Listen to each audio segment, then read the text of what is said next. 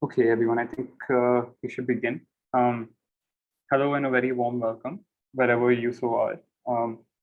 This is the Rethinking Economics India Network annual event titled The Dialogues on Economic Realities. I'm Yash, today's moderator, and I'm the co-lead of the network's editorial division. And with us today, we have Robin Varghese, Joe Swinson, and Kelly Clark. Today's session is titled Funding for the New Economy. And before we begin today's session, I would like to introduce you to the network and the network's annual event. Started amidst the pandemic, the Rethinking Economics India Network has been a space where multiple stakeholders like individuals, universities, and the private and public sector can participate and collaborate together to learn, teach, and build a better economy for the society and the pathways for the same. This annual event that we have been hosting so far, and today is day 4, marks the culmination of delivering numerous focused deliberations and projects within the domain of heterodox and pluralist economics in India. We have brought together a consortium of voices from both local and international think tanks and a huge variety of other organizations for this annual event. To ponder on and brainstorm on ideas and solutions for reshaping our understanding and implementation of economic policies and theories for primarily India and the rest of the world. The themes we are covering during the annual event are diversity and decolonizing, global governance, climate change, and curriculum reform. We started the event with a session on the need for pluralism in economics with Ingrid Kavangraven, and thereafter, the previous weekend, we had sessions under our diversity and decolonizing and our climate change themes. Recordings of these sessions are available on our YouTube channel, which will be linked in the chat box as we speak. And coming to today's session is also themed the need for pluralism, but today we'll be interacting with a different set of stakeholders. This particular session convenes funders with experience and goals to fund a new economic thinking, new economic research, and alternative methods to economics. It involves engaging with panelists from within the philanthropic space to discuss various approaches and interests towards a new economic thinking from outside the academic space. And finally, the session will seek to understand the stakeholders mobilized by the funding landscape, the Indian funding landscape or the lack thereof, and major learnings from the experiences of global funders to take away insights that can be potentially adapted to India and the global South. And without much further ado, I will be about to introduce today's panelists. We have with us Jo Swinson, Director at Partners for a New Economy. She is the former leader of the Liberal Democrats.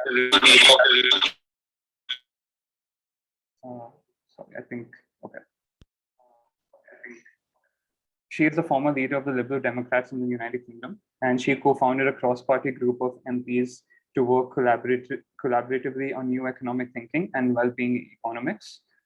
Partners for a New Economy, the organization that she's a director of, funds projects that bring new thinking and approaches to traditional economics.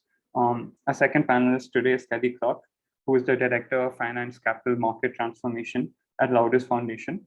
She is also on the board of Partners for a New Economy, and she holds an intersectional view to tackling inequality and the climate crisis, striving for change in the global economy and the financial system that supports it.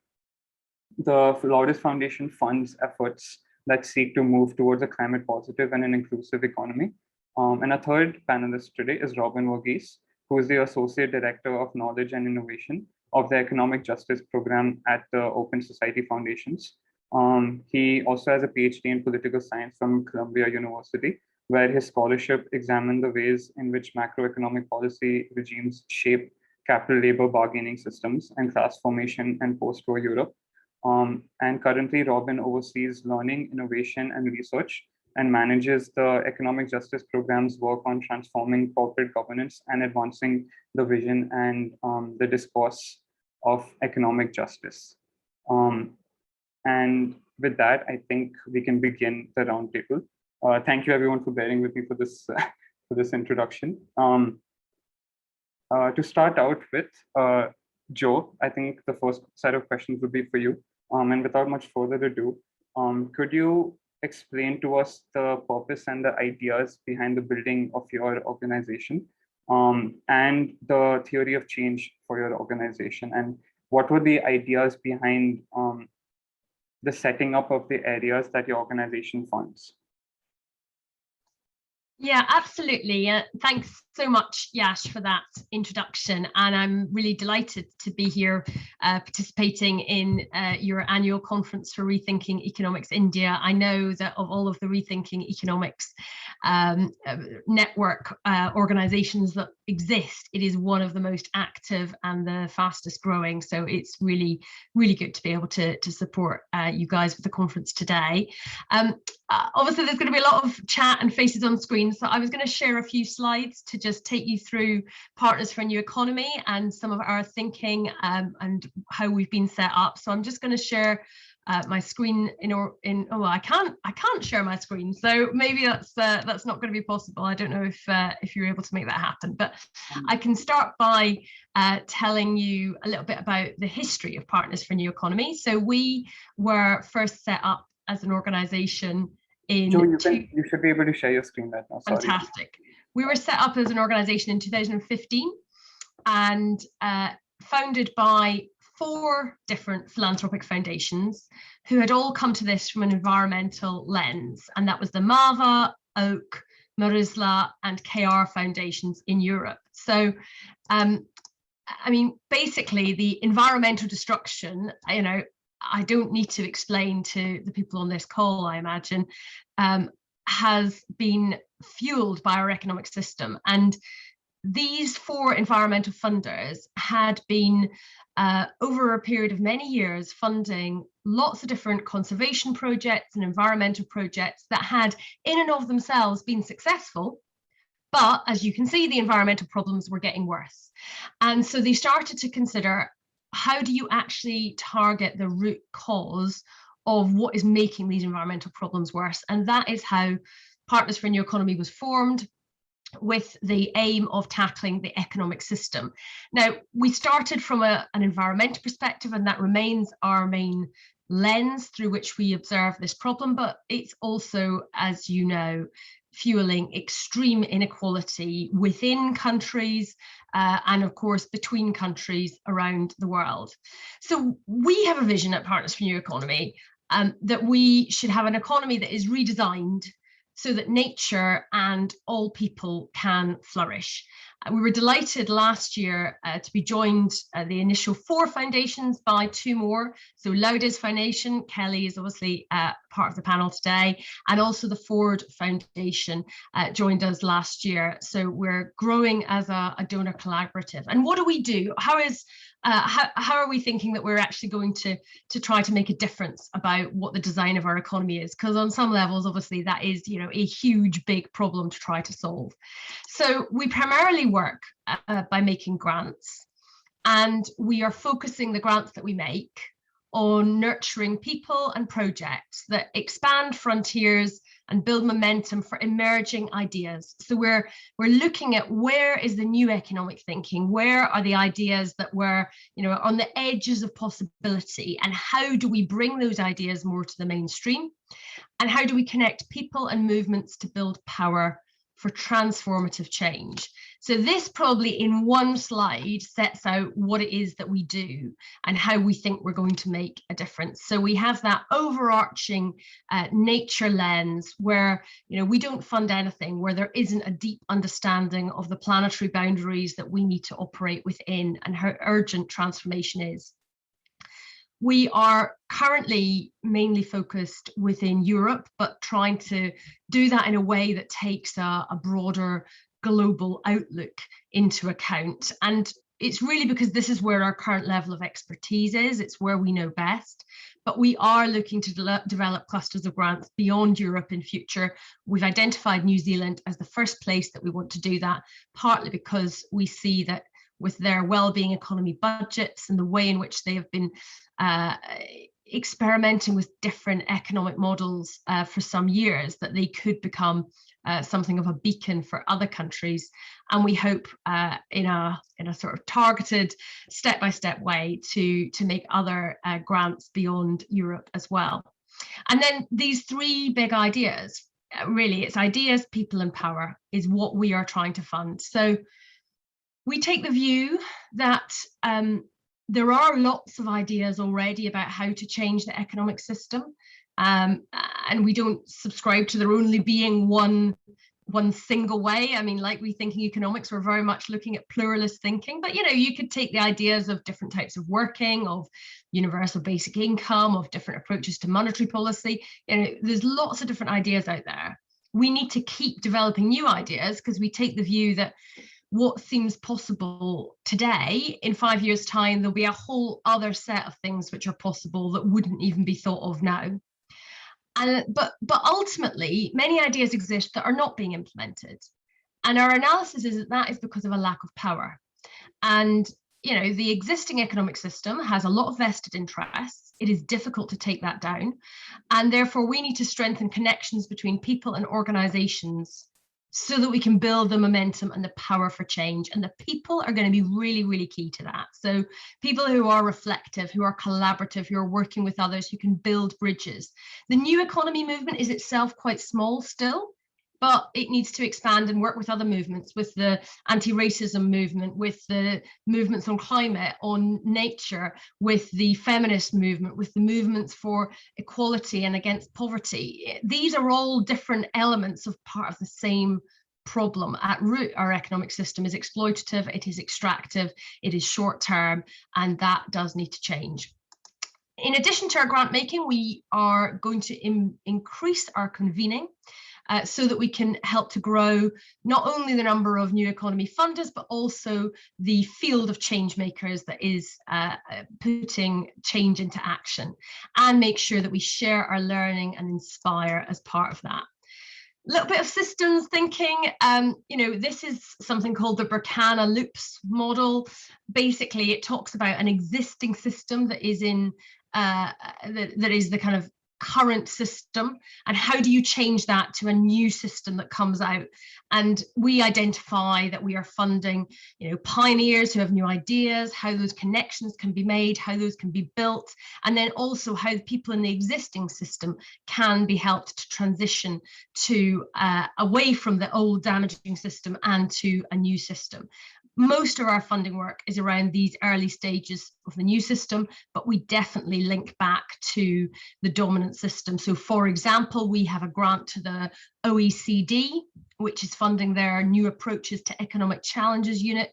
And we also fund a project that supports the Wellbeing Economy Governments Initiative, where there's 5 governments around the world, Iceland, New Zealand, Scotland, Wales, and Finland, who are trying to put different policies, wellbeing policies, into practice. And we also take inspiration from Donella Meadows, who talked and wrote so eloquently about how to intervene in a system to make change. And we are, if we look at the grants we've made, mainly looking at how do we change the rules, how do we change the goals of the system, and indeed the fundamental mindset and paradigm that is there. Just to give a few quick examples of some of the things that we have funded, we have 4 different organizations that we have funded working on central banks and sustainability, and these were some of the first grants that we made back in 2016. And that's been a combination of different approaches. So research, but also campaigning with the public, absolutely also having an insider strategy. So we have one of these organizations that works closely with central bankers and policymakers. And that we've now seen that there are many central banks, now 95, who have actually at least started to recognise the need for change in the network for greening the financial system, with some concrete steps taken by the Bank of England and the European Central Bank. very relevant, obviously, to yourselves. So we fund various organisations in economics education, not just Rethinking Economics, and Oikos, who I also saw are in this webinar today, but also a German organisation called the Network for Pluralist Economics, and a new curriculum for economics called CORE, which has been led by a group of economics professors who recognise the need to embed economics more in the real world in the way that it is taught. And that is, I think, showing already good signs of progress. But I also recognise that this particular strand is long-term work. This is going to be about creating the economics leaders for the future. And that's why we're very passionate about funding the student groups that are agitating for this change, and why what you are doing at Rethinking Economics India is so important. And then just finally, many of you, I'm sure, will know Kate Raworth's Donut Economics concept. Her book is a bestseller around the world, which you can't say about too many economics books. And her donut concept is such a beautifully simple way to encapsulate much about what needs to change in our economics. We have given a grant to help Kate set up the Donut Economics Action Lab, which is trying to provide a collaborative space for people around the world to put donut economics into action.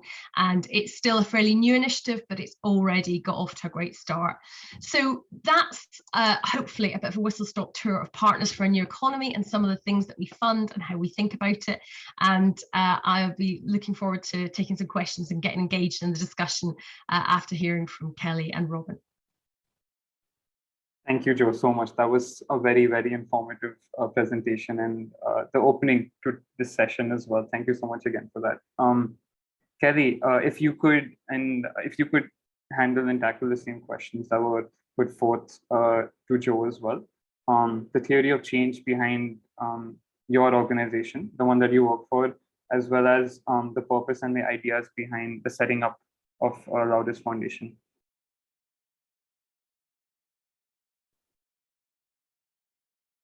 Okay, I'm using two devices, so hopefully this will work. I have a little bit of an unstable internet connection where I am, but thank you so much for having me. It's a real honor, Yash and all of the participants. Let me tell you a little bit about Laudes. Laudes was launched in 2020. It is a part of the Brennick-Meyer family enterprise. So there's many foundations, but Laudes itself is focused on the dual crises of climate change and inequality. And we were launched and work very much around how we can create systems change. And I run the finance and capital markets program at Laudes, but Laudes also has sectoral or industry level programs. One is the built environment and one is fashion. And then we have a very strong labor rights program that works across all three of the industry programs. And I think that is a good example or a good way of bringing the theory of change to life. We know that the challenges that are before us in the next decade and beyond are going to be absolutely interrelated. The climate change and the issues related to health and well-being and equality, they're so interrelated that anything that affects one is going to affect the other. So the way in which we approach this is very similar to Jo and Partners for a New Economy. We look at root causes of either industrial or systemic dysfunction, and we set up initiatives that are in part addressing those root causes. We tend to work very much in coalitions. My work is particularly focused in the EU, but our fashion and our labor rights work is emerging market based. And we really look at where we can contribute with a group of funders, with other practitioners, to positively changing the elements that we're trying to see in the market. And I can't I can't stress this element enough, because I think in terms of theory of change, the problems that we're facing are so big in this day and age that we have to take a movement approach.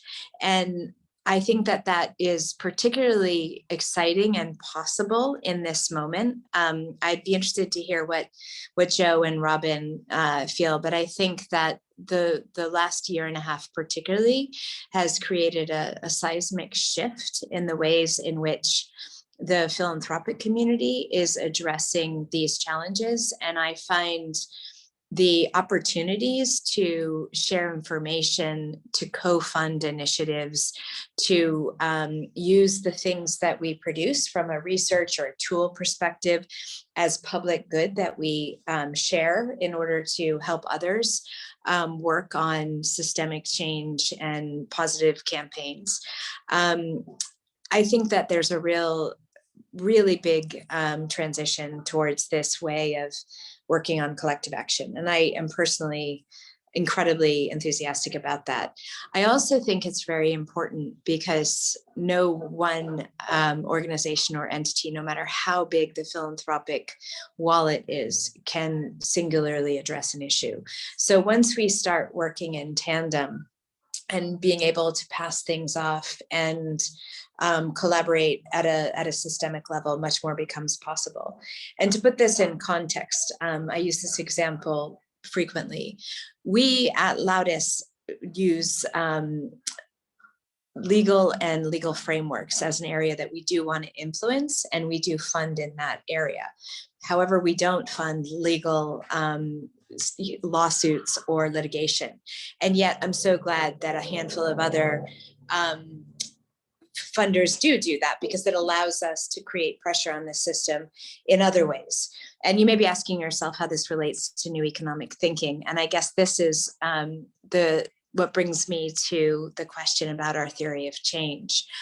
We have 3 program areas in my program: new economic thinking, industry and investor action, and policy, regulation, and taxation. And the more I work with our partners, with other funders, the more I understand how critically connected those 3 areas of work are. And, I think that policy is so often informed by new economic thinking. And then, of course, the ways in which we set up our policy network is the way in which we signal to businesses and to consumers the kinds of changes that we're hoping to bring into the system. So in that way, I'd say that for me, new economic thinking has to have a very clear road towards a policy implementation plan. And I also just would say that, for the interest of debate and opening up the conversation later, I think that new economic thinking is incorrectly named, because so often the economic theory or the thinking that we're doing is, some of it is very good. I think it's just that our new economic our economics have not been focused on addressing climate change and equality. And if those were the economic goals that we were working on as a global society, we may find that, yes, we do need some new theories, but we also need to reapply and repurpose some of the existing economic theory to serve 21st century fit for purpose economy. And I think that is really important. It's difficult at times to understand what that looks like, but in a way, I think it allows more continuity and more different ideas around the table as well. So I think the final question that you would like to know is the kinds of things that we grant and the ways in which we fund in new economic thinking. So going back to where I began, we work very closely with Joe and the team at Partners for a New Economy. So we jointly decided to co-fund Kate Raworth and New Economic Action Lab. And I bring this up specifically because I think it's so often not the case in philanthropy that we work together at a funder level to make the funding process easier for our grantees, and that really can liberate them to do their work in a much less sort of process-oriented way. So I'm very proud of working with Joe and other funders in that area. We've also done a multi-year core grant with Mariana Mazzucato and the Institute of Innovation and Public Purpose at UCL. And one of the reasons that that grant is exciting to me is that, first of all, Mariana's main theory of change is that it is important for us to reimagine the state and to start to think of the state as a real partner of industry and private finance, because so often the state does de-risk economic and business challenges. So if we were thinking of the state as a critical partner, how would the state show up in economic situations in a different way? So I particularly like that work. And I think it's also important to say that part of what we do with that grant is to create literally fellowships for new and innovative thinkers. So that pluralist approach is reinforced in that way. And we've also made an element of advocacy and convening a part of all of our new economic thinking grants. So let me stop there and thank you for the questions. Thank you, Kelly. Thank you again so much. Those were very insightful words, and again, a wonderful introduction to your organization as well. Robin, the floor is yours. Again, the same questions, and yeah. Thank you so much, Yash. First, I wanted to thank the Rethinking Economics India Network. It's kind of an honor to be here. So I don't know how much you know at the Open Society Foundations. We're one of the world's largest funders of independent groups working for justice, democratic governance, and human rights. Our origins go back to when our chairman, George Soros, started his work in Eastern Europe and South Africa at the end of the Cold War and at the end of apartheid. And it was, and very inspired by his teacher, Karl Popper. Our name comes from the book, The Open Society and Its Enemies. We believe that the solutions to our collective challenges demand the free exchange of a wide array of ideas and the inclusion of diverse voices. And that's where much of our funding is oriented towards. So we therefore work to build a vibrant and inclusive societies grounded in the respect for human rights and the rule of law and accountable governments, because we think these are the preconditions for pluralistic discussion, dialogue, and debate. The first thing to note in our name is the S in foundations. We are a network. We're a vast global network of global and regional units, each with substantial amounts of autonomy. So consequently, while our units are all oriented in aligned direction, our work in new economic thinking and alternative approaches are internally multiple and have different theories of change, even though they're aligned, as I said.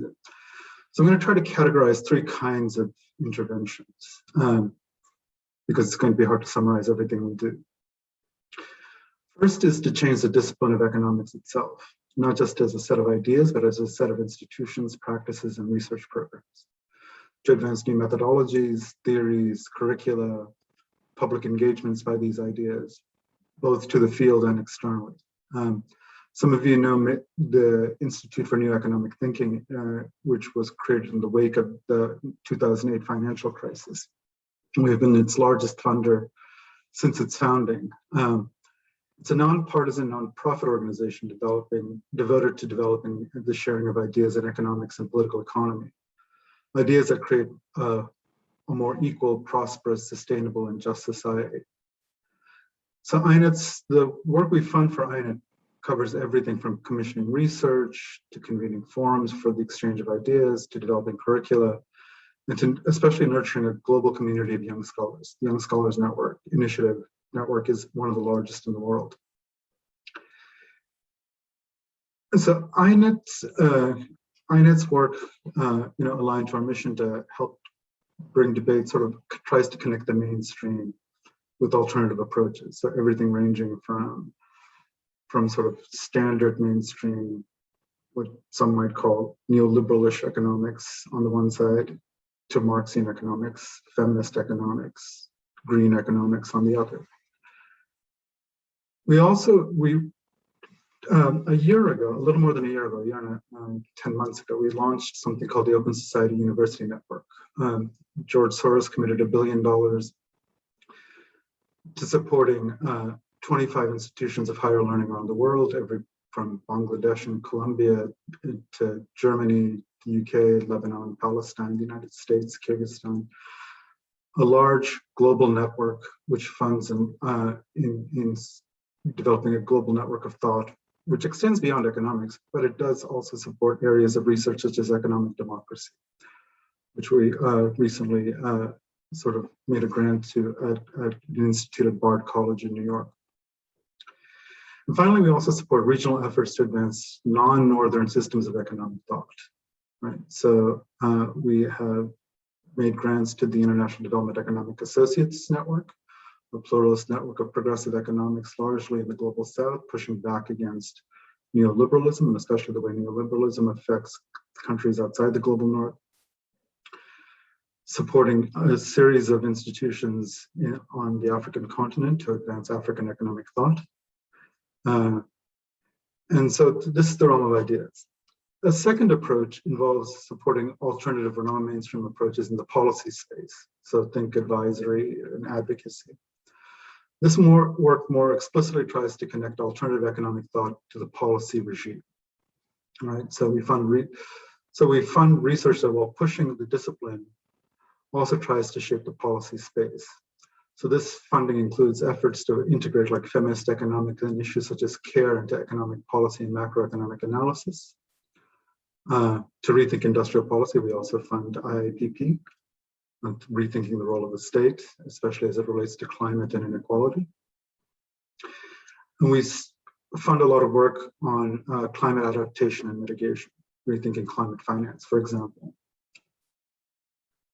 So some of this takes the form of direct research projects. So we funded the Give Directly experiment in universal basic income in Kenya, which is connected to a lot of policymakers across the world, Washington, as well as experiments and pilots in graduation out of poverty programs, the Brock-style graduation. One thing to note about all of this work in the policy space is we try to bring the voices of those directly affected, directly or indirectly. Meaning we try to bring it directly or indirectly into the policy space itself. And I guess I don't know how, if this has been traditionally considered in the policy space, but increasingly we're trying to do so in what we would call economic policy in the private sphere. So when we think about asset managers and shareholders and pension funds, to try to reshape their models of how they imagine the economy and think about economic activity, and bringing both new models of economic sustainability, as well as bringing the voices of those affected down, so indigenous communities as affected by investment decisions in areas like deforestation.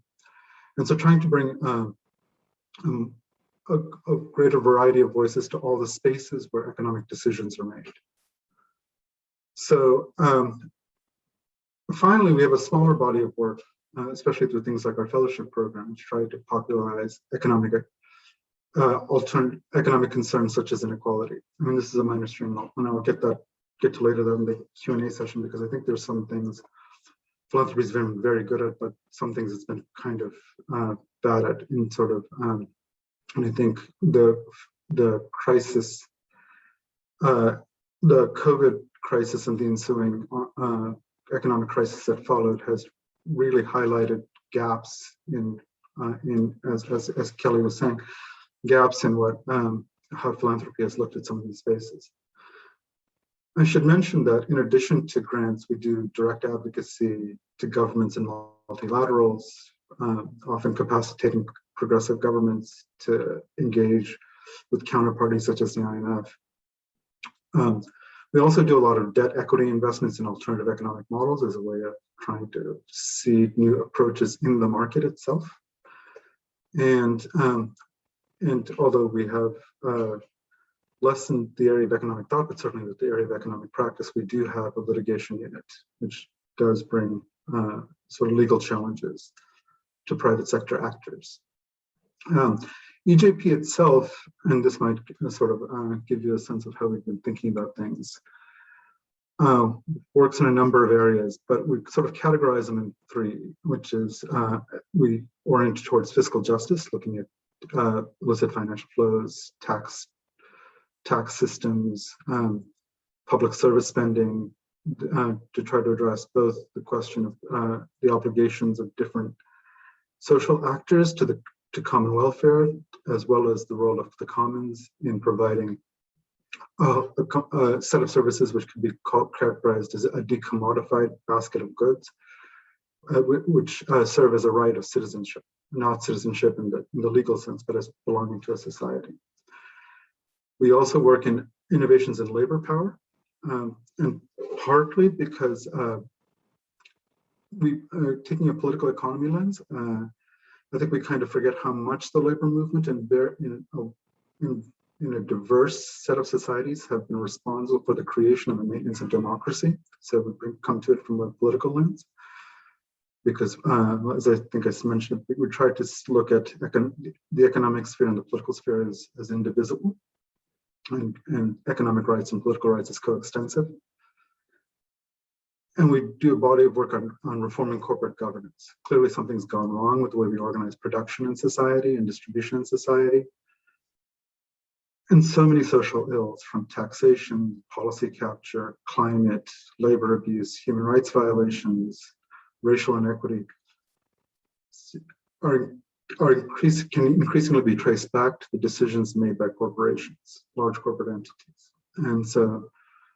And try to integrate these, and climate remains a cross-cutting stream across these lands, across these three areas. I mean, I can go on. I'll stop and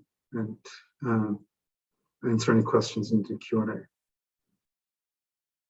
Thank you, Robin. That was very insightful and very informative as well. We have many questions in the Q&A. We also have many questions as per the agenda too. I think we'll deal with the ones in the Q&A box a bit later.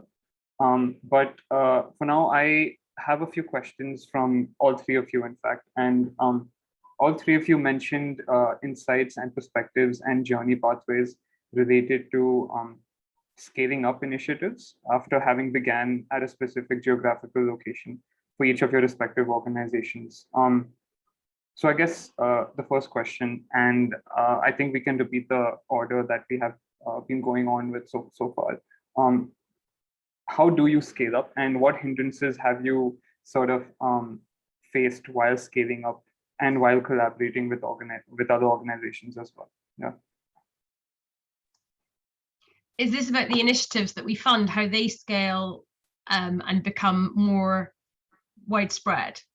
So I was asking both for the funding organization, for your sort of funding landscape, and the organizations that you fund as well. Yeah. Well, I mean, the first caveat I should give is I'm very new to philanthropy. I've been in this role for a year, and so I don't pretend to know everything about the world of philanthropy. My background was in politics before. So, but I would say that I think there is an increasing interest amongst funders that I've come across in this area, and that has manifested itself through lots of webinars and discussions and funder groups. And I think there's issues that we're grappling with about how do you make this easier for people to understand, because when you spend your life immersed in this, you get very familiar with the concepts, but challenging the way that the economy has apparently always worked is something which is perhaps counterintuitive for many people. So I think there's some things which can be done to try to make it easier, and there's some models of what has happened, for example, to try and get more funders to fund things around climate, where again it's been how do you increase the knowledge and the understanding of the science. And then I think there's that different question about how do you get initiatives to, or what are the factors that help initiatives to take root and to scale? And I think that's a constant learning journey. I don't think you can always predict it. And there's obviously some common threads that are often there around collaborative people and around compelling ideas. But it's interesting that the Rethink Economics movement, to just take that as an example, it has now got, I think, 130 different groups that are connected to rethinking economics around the world. I remember when I was at the London School of Economics, 20 years ago, feeling really frustrated with the way in which what we were being taught didn't seem to reflect the real world. And I would ask questions, in seminars, and, my fellow students would turn around and look at me as if I was, on another planet. So I think sometimes there's an issue of the timing being right and there being broader momentum. But I think one of the things we always have to stay curious about is what works, how do things scale, what can we learn from that, how can we try to replicate that. But I think we need to maintain a degree of humility that we will probably never understand all of the different factors. And so just because something didn't work 5 years ago, that doesn't mean that you shouldn't consider whether it might be worth trying a similar thing again or in a different place. Yes, thank you, Jo. Kelly, if you could answer the same question as well. Yeah, I agree with much of, and if not, I agree with everything that Jo said, but would add some things of my own as well. I think that this scale question for me is scale on 3 levels. It's at the funder level, it's at the organizational level, and then it's at the issue level. And it's really important, I think, to have a feel for all of them, if possible.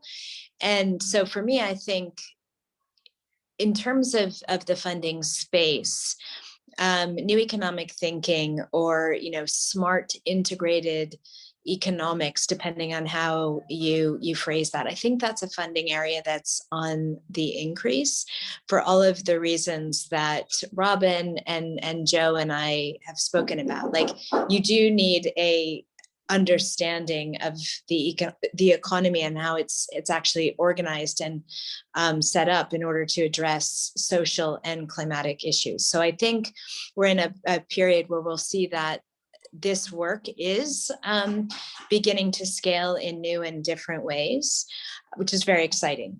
I think very practically speaking, when you're thinking about scaling an organization, one of the things that we do that is particularly helpful is we have a whole team dedicated to, sorry guys, there's just there, I'll be quiet again now, to actually organizational development, to help with grantees around the kinds of things that they may need in terms of really practical skill sets, like how are they financial management, how are they doing their fundraising, how is their business plan, are they looking at good contingency plans? And our Effective Philanthropy group can help with that, and they can also fund grants specifically to bring those skills to a grantee. And that is often very important at a level where an institution or an organization or even an individual has proof of concept, and their ability to professionalize is hindered by either the size of their team or the amount of funding that can go to organizational development. So that is a particularly useful tool set that I really enjoy about Laudes.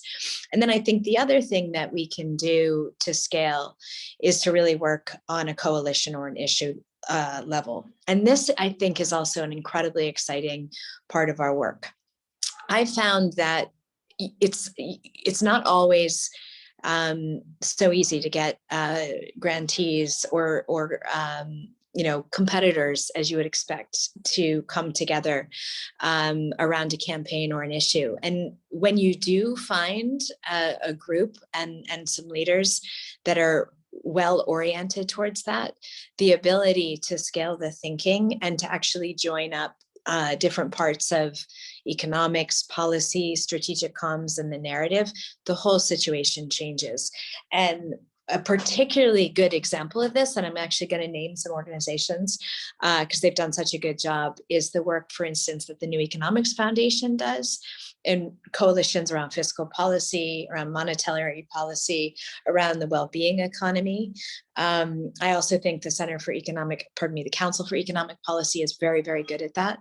But once you have that kind of a kind of current across your grantees, what you're able to do collectively is so much greater.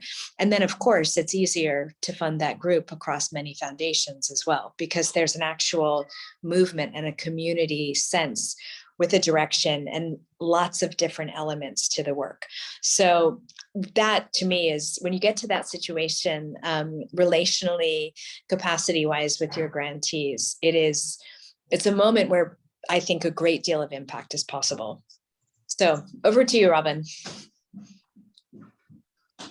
Thanks.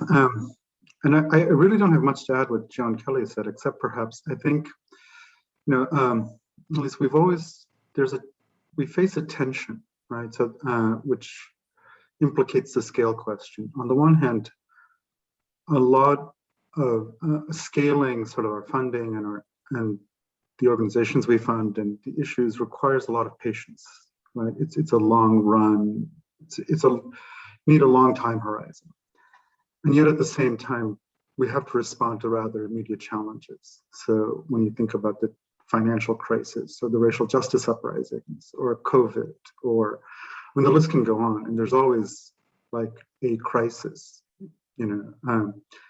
and even when we think about issues like climate, which seem like long-run thinking, I mean, when we think about how late we've started relative to having any hope to achieve a 1.5 degree world, it's all fairly, we were responding to really short-run concerns, and so trying to get this balance between having sort of pieces in play for institutional shifts, as it were, and responding to the issues of the moment and the demands that tension makes on resources is the hardest thing to balance, at least I found. And I think, and that's one of the challenges to scale, because that piece of it, of keeping to an issue, even when it's not particularly sexy at a moment. Once you sort of fail to do that, then scaling becomes much harder. And yet you still have to address the crises of the moment. That's the only thing I have to add. But other than that, I think Kelly and Joe sort of hit the nail on the head. Robin, can I come in, or Yash, can I come in with one comment that I would like to respond to what Robin just said? I think what you just said to me is such a critical tension. And one of the ways in which we as philanthropists can address it is by having partners that we give multi-year core support to.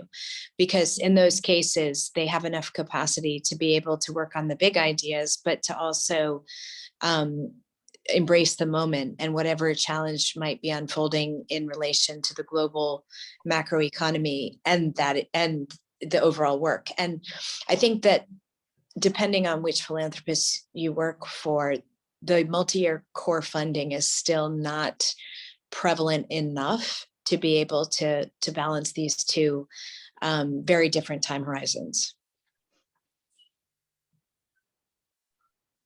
Thank you, Kelly and Robin. Robin, do you have any further comment?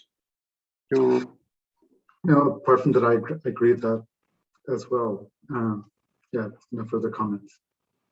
Thank you, each one of you. Sorry, again, very insightful. And I think, Robin, you mentioned specific criteria. Kelly, you also mentioned specific criteria that you look out for in terms of grant applications as well. And I think that is what my next question would be on. And Robin, if you could answer this first as well, that would be great. The question is, who is eligible to apply for grants in this space? And in this space, I mean the new economic thinking space. And what do you look for from applicants, specifically within the academic and the activist groups movements?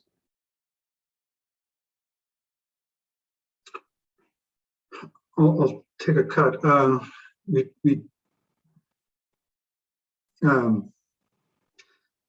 So, I mean, there's easy cases. There's like the accredited universities, the charitable research institutes, which are defined as charities. In terms, it's a hard question to answer on the substantive side because, like I said at the beginning, we fund a variety of approaches and outlooks, quite pluralist, and more importantly, we have a multiple set of approaches to funding them because we are a diffuse network. There's no strict set of criteria. I think what we look for is how it meaningfully contributes to the debate and how it fits in within ambitions for systemic shift. Right? And so there's a sort of a question of the ecosystem. We especially aim for voices which have been underprivileged and don't have the same kinds of advantages that mainstream ones have. I mean, that's been our recent areas. And sometimes that does mean sort of funding of trying to connect it to approaches which are more mainstream, but as a way of sort of bridging those divides and removing those boundaries. So it's hard to answer that question without specific cases. Okay, Robin, thank you. Kelly, would you like to go next? Absolutely, thank you. One thing I'd say is that our work in policy, regulation, and taxation is EU focused, but I actually think it's very important that for new economic thinking, the net is cast very wide, and any organization, individual, academic, activist who sits inside our strategy or focus is free to approach us and apply. I'd say that we have had a preference for organizations that are open to working with others to share ideas, to build the debate, and that have a directional intent towards their ideas being included in some kind of a policy context.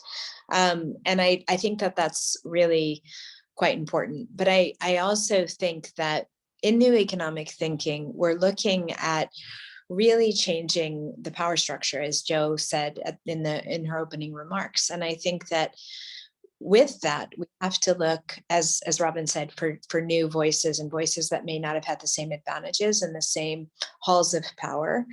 And we also need to think about different ways to distribute money, how we tax money, how we understand the ways in which different individuals, communities want to contribute to the economy.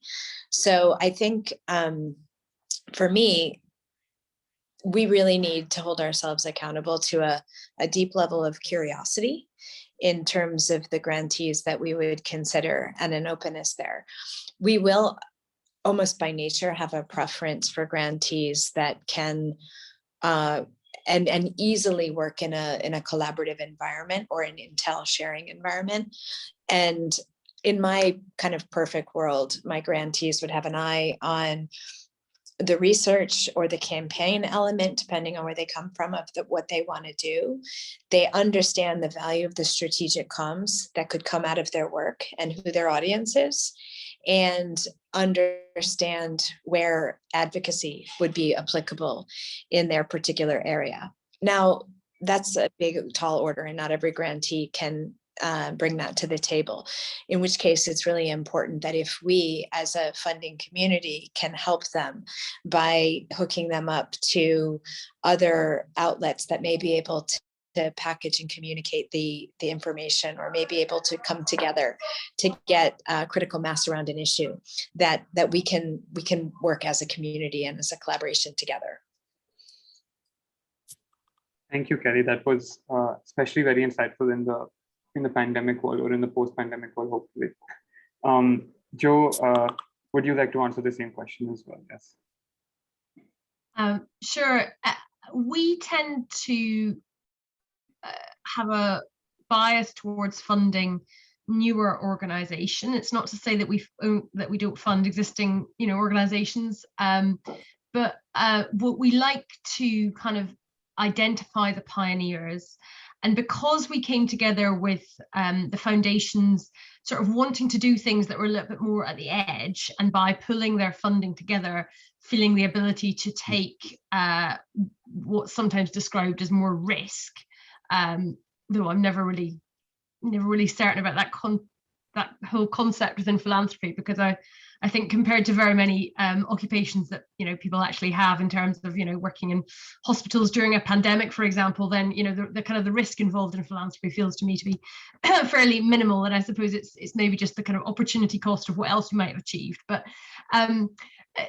nonetheless, to be able to fund things where there is less certainty about what the outcome will be, and is a little bit more on the edge. So that's often organizations that are in the early stages of setting up, and that might need somebody to take a bit of a chance on them.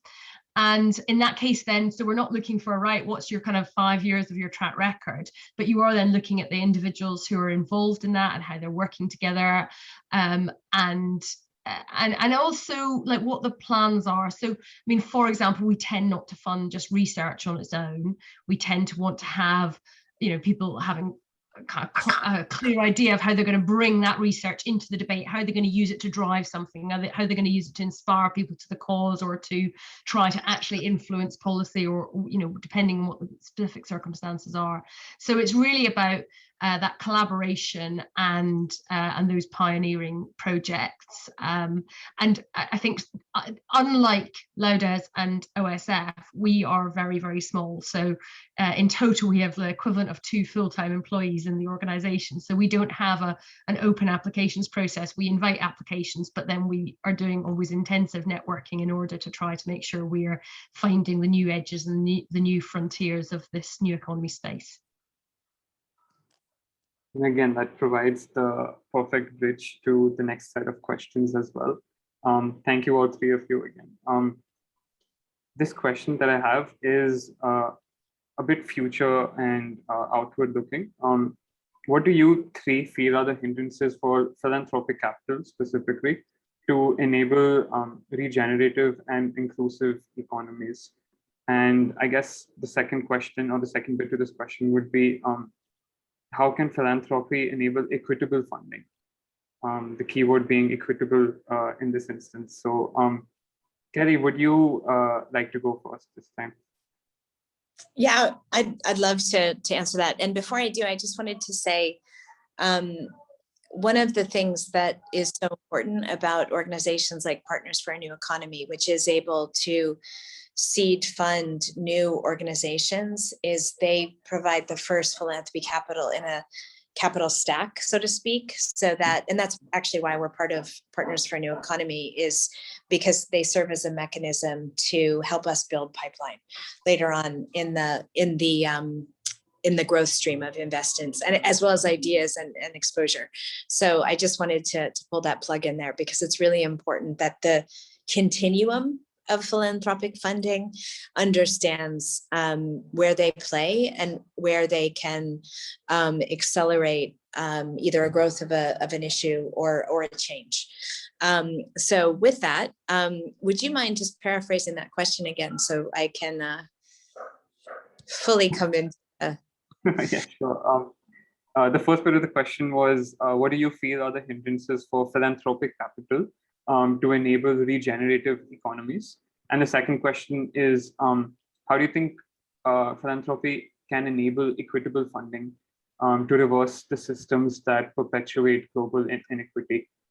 Okay, so this is a massively important question, and there's so many answers and elements to it. I think, first of all, a regenerative economy for me is about not only understanding what is fair and thrivable for human beings, but it's also about nature and biodiversity and climate. And we have not even begun to grapple effectively with this issue in the philanthropic or the private or the state sectors. The next year we're meant to be having the Conference of the Parties for Biodiversity, where we're trying desperately to figure out an economic way of measuring the value of and planetary values, and we're so far from being able to do that effectively and in a way that allows us to trade that knowledge in a conversation like this.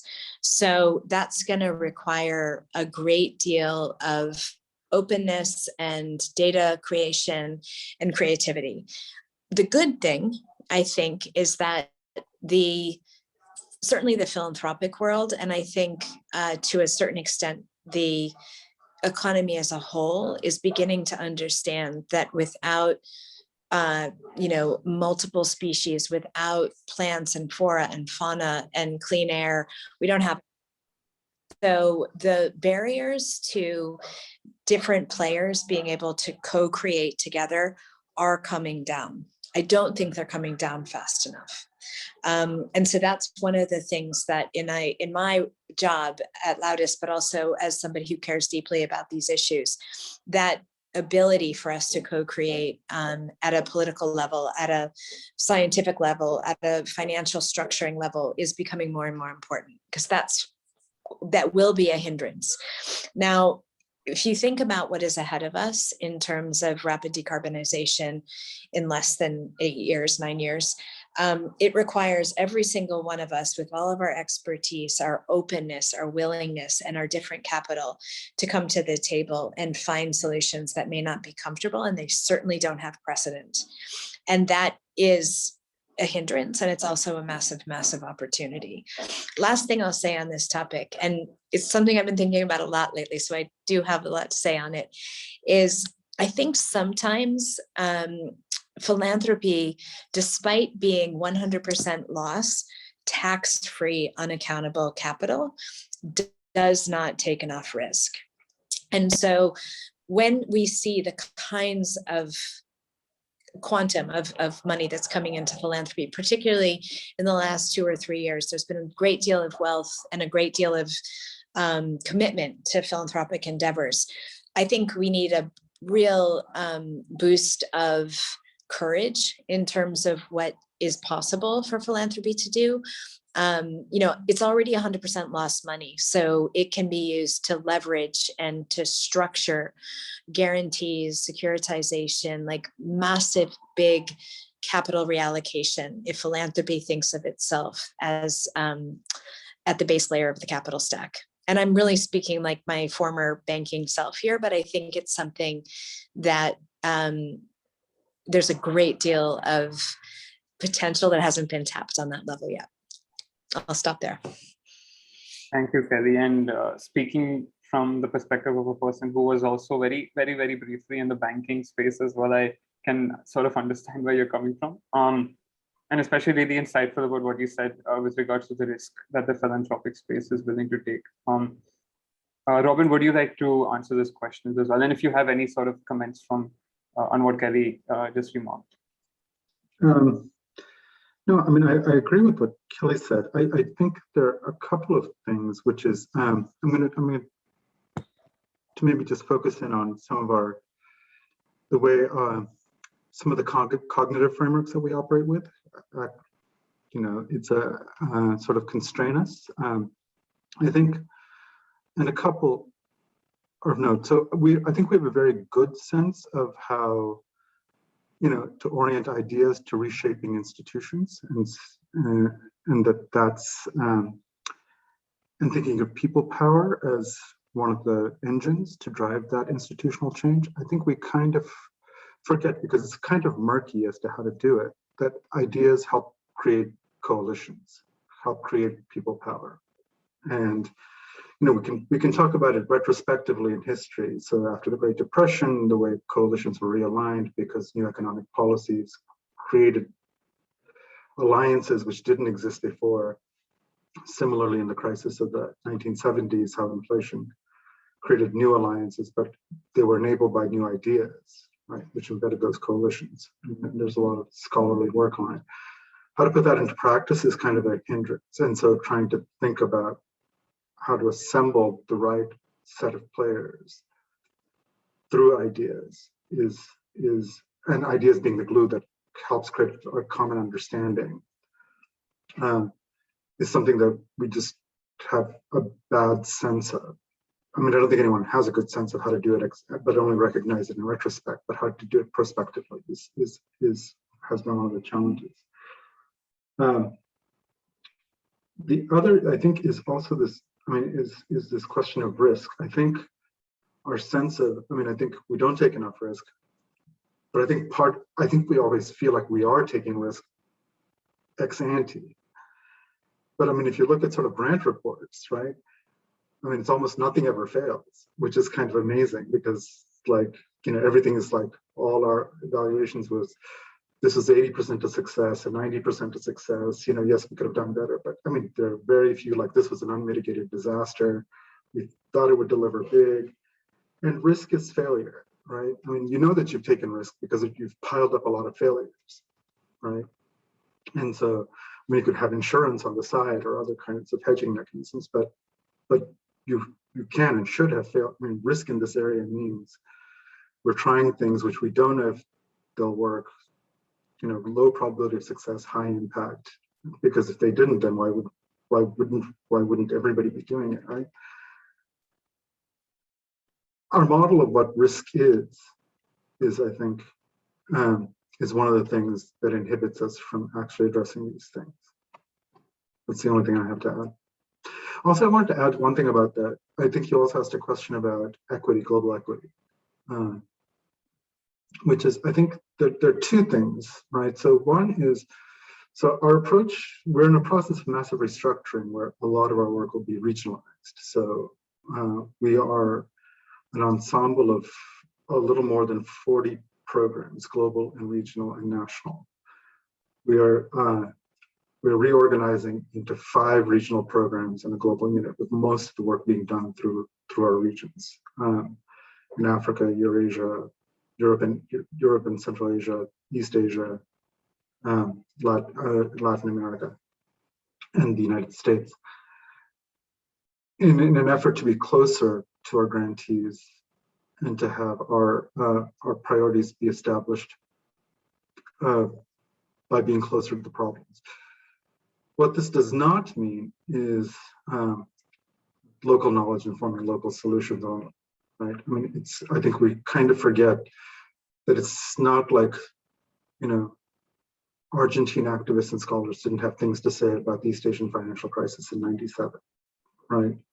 The places outside of the global north have views on global processes, which don't affect them narrowly, but affect the world, you know, and other parts of the world. And so it's redefining what it means to be global, which is to date often meant centered in the global north. That said, there is a challenge where many of the levers of change, when you think about the IFIs, US and European capital markets, are quite separated geographically and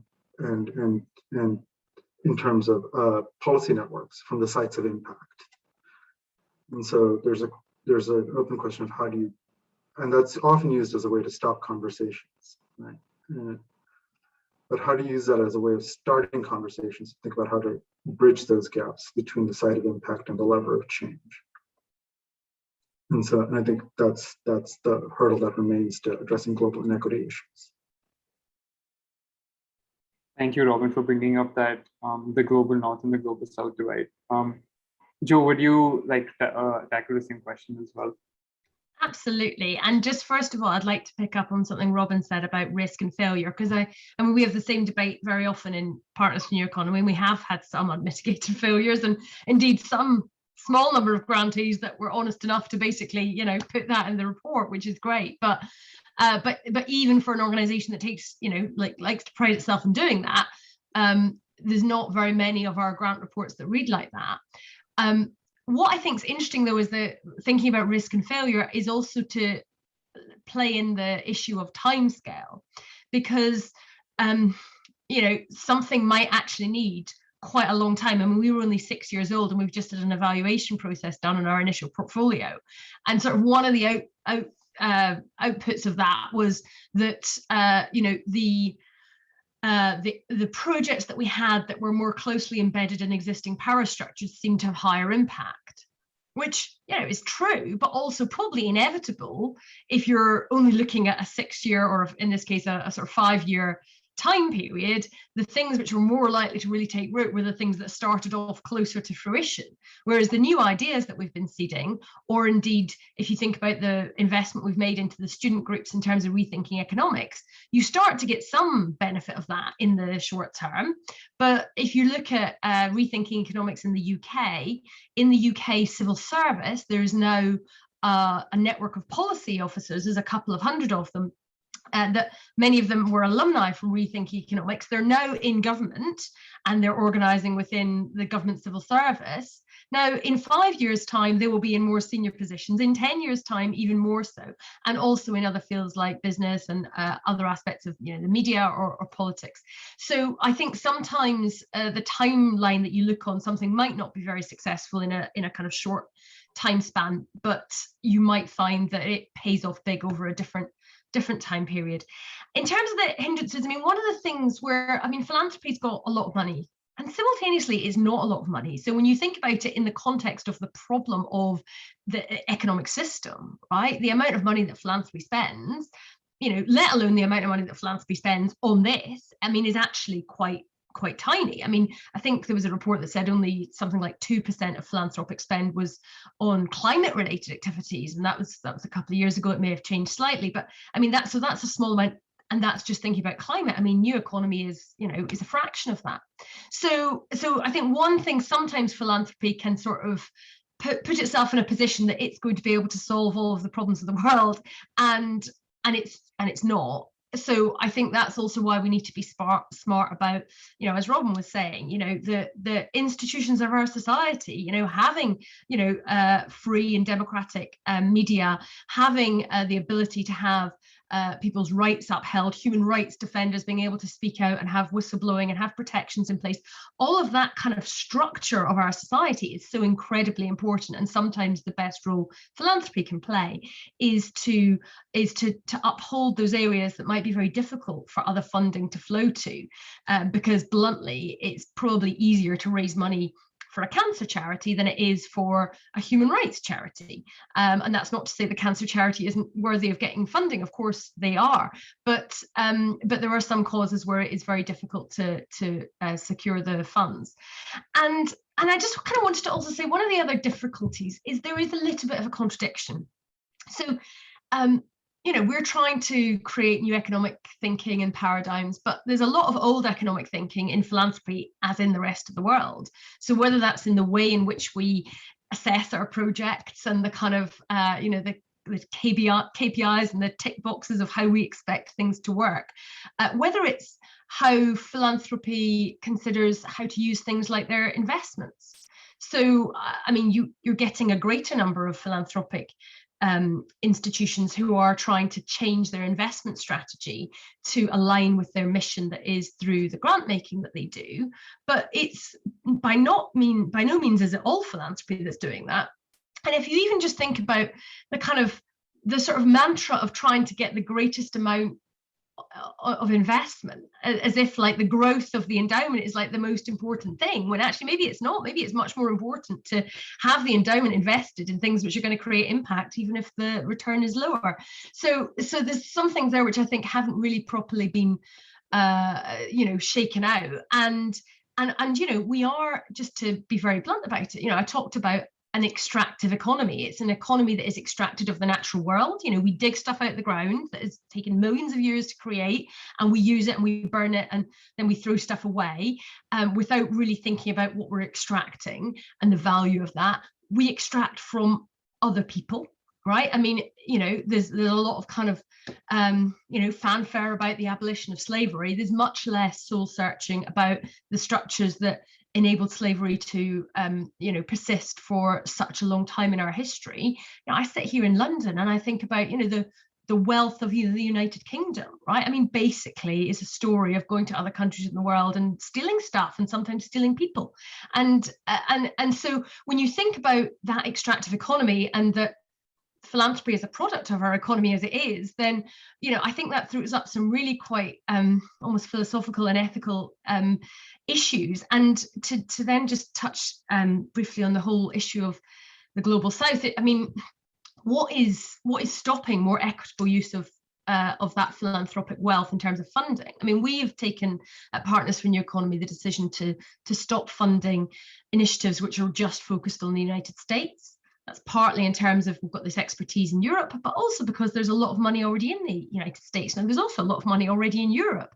And so we are wanting to look with our small resources of people to be able to do it intelligently at funding in other countries. But that does mean to be able to fund somewhere that's not your own geography, to understand it takes quite a lot of time to be able to do so intelligently. And then you have on top of it, I think, this extra layer of, what does that mean for a philanthropic institution that's based in Europe to go to countries in the global south and then say, we'll give you this money if you do these things, and sort of, I think it's better to try and find a way to make sure that money is spread. But I also just recognize that being able to do that in a sensitive way and being really aware of that power dynamic is so important, because what you don't want to do is just kind of remake all the mistakes of the colonial period. So I think those are some of the issues and the tensions that are there, which need to be navigated. And I'm, and Partners for New Economy is very committed to doing that. I'm sure we won't always get it right, and with the weird power dynamics in philanthropy, that can be really hard to have the feedback to correct those things when philanthropy gets it wrong. Thank you, Joe. I think that was a wonderfully reflective way to sort of end and close this part of the session. We will be taking audience's Q&A, and we have got 10 questions, so there's quite a lot to go through. If I could request each of the panelists to sort of restrict their answers going forward, because we do have to close the session in about, say, 10 or 15 minutes from now. Okay, thank you. And I think the first question, and this has been put forth by an anonymous attendee, is given the global nature of each of your organizations, is there any sort of particular roadblock that you face in extending this kind of funding to the global south, and specifically India? And any one of you could sort of answer this question or go ahead. Yeah.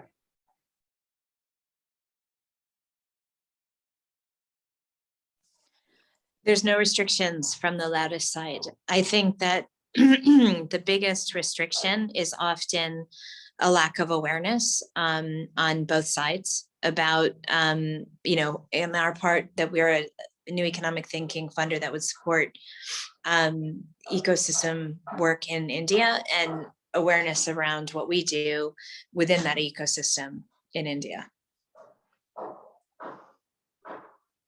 Thank you, Kelly. Robin or Joe, would you like to answer this question as well? Sure. There are, we do have a large global footprint, meaning we have offices in over 40 plus countries, most of them in the global south. We do have FCRA challenges in India where we do not currently fund. We have in the past, but in recent years we have not. And until sort of FCRA issues are resolved, we won't be funding in India. Yes. Yeah, Joe, sorry, I think you were about to say something. I was just going to say, I think my last answer sort of touched on just some of what the challenges are in order to sort of make grants sensitively as well, like to be able to actually spend some time understanding the area and the networks and so on is really important. And I do hope in future that Partners for New Economy will be able to expand to other areas. Okay, great.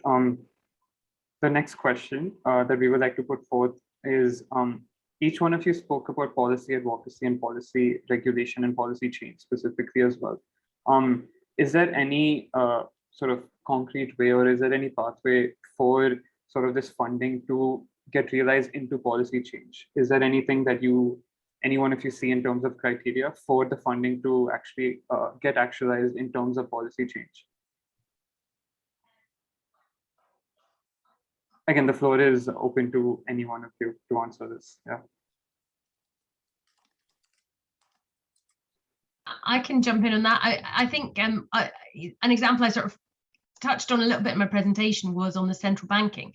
So we had earlier this year, the UK finance minister wrote to the Bank of England and said that they should expand their mandate to include sustainability explicitly. And the Bank of England has then issued a consultation to say, right, when we're doing our corporate bond purchases, we are going to incorporate green considerations, and how are we going to do that? So they're in the process of doing that. That's sort of just one example. Another one would be Majority Action, who we fund, who do shareholder activism campaigns.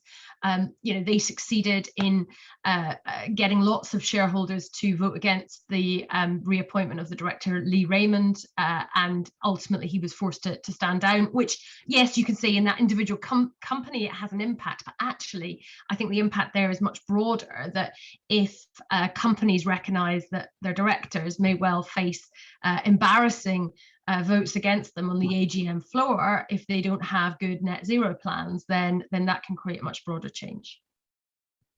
Okay, thanks, Joe. Robin or Kelly, would you like to jump in at this point? Sure. We support a great deal of policy and advocacy. We support, as I said, New Economics Foundation, the Council on Economic Policy. We look at, we're doing some specific work around carbon and carbon pricing and equity of carbon through IEEP. We're looking at prudential policy, which at this point affects capital flows, but particularly capital flows to global South infrastructure. So we have a very healthy proportion of our funding going to this work and things that touch on this work. Okay, thanks, Kelly. Yeah, Robin, sorry, I think you were about to say something. No, just to echo the same, we consider ourselves a political philanthropy, and a lot of our work is around policy change, which we do through a different set of avenues. First, so through think tanks, right? So policy generation, the idea generation space, as well as academia, policy-oriented academic institutions and departments. We also do it through advocacy, right? So through actual direct lobbying, and often through direct lobbying. We also do it through advisory to government. So in things like IMF negotiations, providing support. We've increasingly been playing this, pursuing these activities in large private sector institutions, and Majority Action is also a grantee. And just in the past few months, they got secured an agreement from BlackRock to conduct a racial equity audit around their scope of activities, right? And so, which, if as a first step to translating into policies around racial justice for an institution like BlackRock, I mean, given its global scope and its size, right, constitutes a policy shift at a major global institution. And so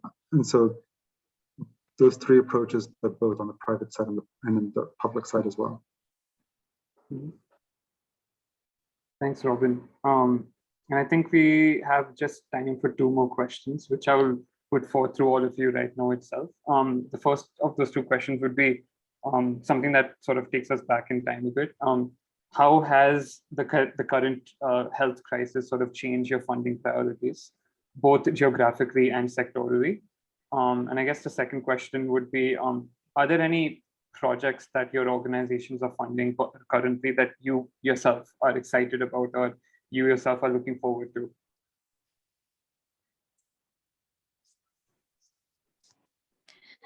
Would you like me to begin?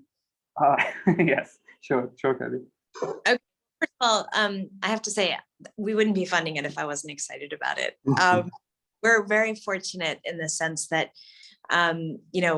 I'm a founding director. Everything that has been crafted by my team, we've really been able to partner with our grantees. So that's very exciting. And I really like the interplay between our policy work and our new economic thinking, because it's really big, it's tangible, but it's also, I think, answers this critical question that so many of us have had in the climate space is, how do you change behavior if people don't have a vision of what it is that they're changing to? What does a well-being economy look like? So I find that the congruence of those two things is a real expansive opportunity set. But to give you a specific example of something I'm very excited about, I think that the work that the Club of Rome Earth for All is doing around global equity and the modeling of the economics and the policy space has the potential to be tremendously exciting. And they're a much valued partner of ours. In terms of, has the pandemic caused us to fund differently? Yes, we have had 2 rounds of an emergency support fund, and it's really, in some cases, been about our partners on the ground, particularly in emerging markets, not being able to feed their families. And so even though we really try to hold ourselves accountable to being systemic and focused on systemic change, we stepped into emergency relief in those cases, because in some cases it was literally life or death. We've also tried to be as flexible as possible with our grantees about any kind of grant reports or delivery of outcomes, et cetera, realizing that, in many markets, people just couldn't even operate. And then we did take a very, very big policy stance at the beginning of the pandemic, recognizing that the knock-on effects of economic hardship and marginalization of already vulnerable people would mean that we needed to be ready with fiscal solutions. And that work has been very exciting, and we still have a long, long way to go in that area. Thank you, Kelly. Thank you so much. Robin, I think you, again, were about to say something. No, I was just going to add, we did quite similarly. We reoriented a lot of our funding to sort of the priorities of the moment. We reshaped the sort of our the character of our funding, a lot more unrestricted institutional grants, fewer reporting requirements. We reoriented about $400 or $500 million in funding last year towards to addressing the crisis, COVID crisis, and building on that, we've been pushing on questions of vaccine justice, right? And also as an opportunity to start thinking about equity issues ranging from in both financing and intellectual property rights between North and South, and so that a lot of that took place. In terms of areas of excitement, we're excited about a lot of things. I guess we're just generally an excited lot. And so what I'm excited about, so we're starting to think about both central banks, public finance, as well as private finance in the climate space, which I think is a super exciting space. And also the opportunities to think about global capital markets as the US and the rethink financial regulation, right, which comes both with risks in terms of global capital flows, but as well as lots and lots of opportunities to make it better, and not just in terms of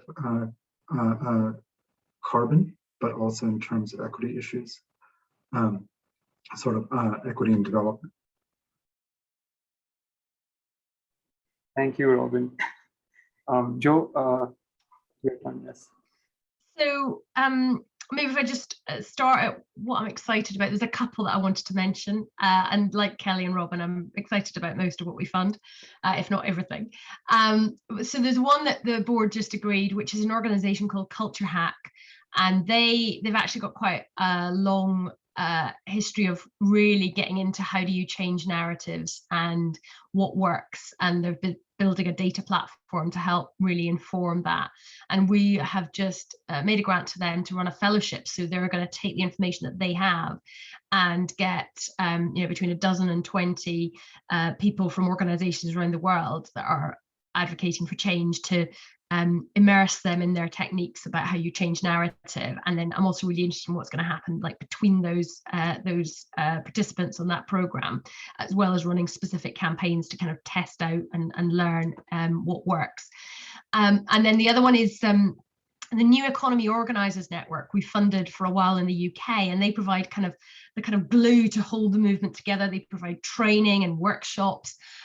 They also run a spokespersons network, which is really successful. So they've made sure that those voices advocating for the new economy are on the television and the radio. And more than half of the bids that they filled 1,500 media bids last year. More than half of them were women, and more than half of them were people of colour. And so they're getting new economic perspectives and also a more broad range of voices on the airwaves as part of that. And it's a really helpful function. And what's great is that we've got an application coming to set up a similar thing in Germany. So I love the way that's a model that started in the UK that might actually be able to be replicated in other places.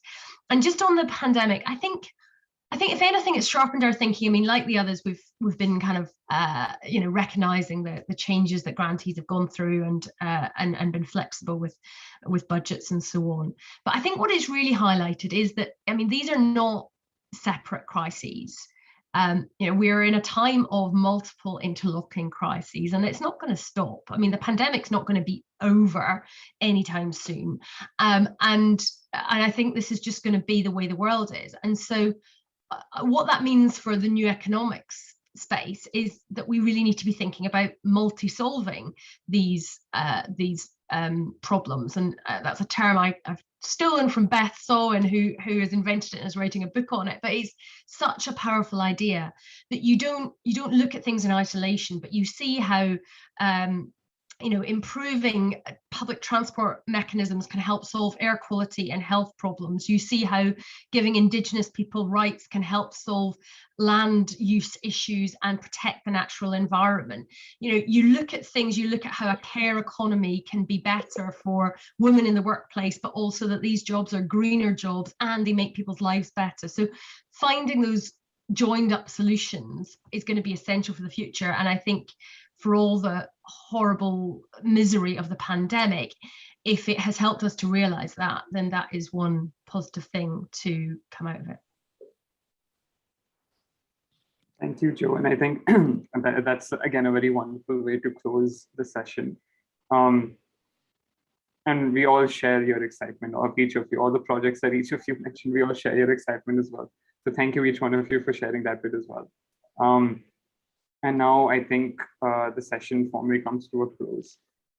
Thank you so much, Jo, Kelly, and Robin, for a very utmost engaging session. Personally, I think we've all had a great, in-depth perspective of the philanthropic space from a global level, narrowed down to the level of the global South and perspective from India specifically. And I think we also have now a fairly decent understanding of the priorities, your own perspectives, your own histories, your own past, and your own futures going ahead, especially given the context of the pandemic, both personally and institutionally and organization-wise. So thank you once again, all of you, for a very engaging session. And we hope to take this theme forward by expanding on the various sub-themes that each of you touched upon in the coming future.